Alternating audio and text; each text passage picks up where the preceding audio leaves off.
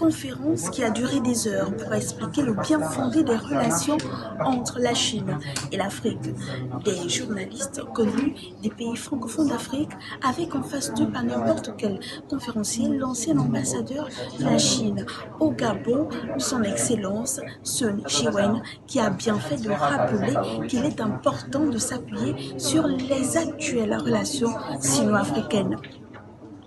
La coopération entre la Chine et l'Afrique est entrée dans une nouvelle ère, c'est-à-dire après la tenue du sommet de Pékin, du forum sur la coopération sino-africaine, et aussi après la tenue du deuxième forum sur la ceinture et la route pour la coopération internationale.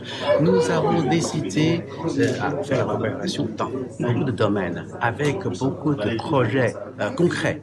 Lors de son interview, les journalistes lui ont posé une question essentielle, celle de savoir si la Chine était frustrée suite aux accusations de néocolonialisme des autres continents.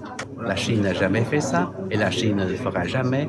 C'est une coopération avec le respect de l'indépendance et de la souveraineté des pays africains. Tous les projets de coopération ont été décidés par les deux parties, après des conciliations, après le dialogue, avec l'accord commun des deux parties. On n'a rien imposé à nos pays africains.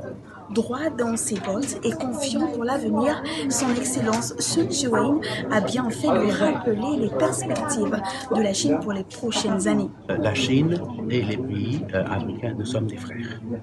Nous avons toujours le même objectif de développer notre économie respective, d'améliorer les conditions de vie de nos peuples respectifs. Ça, c'est donc très important.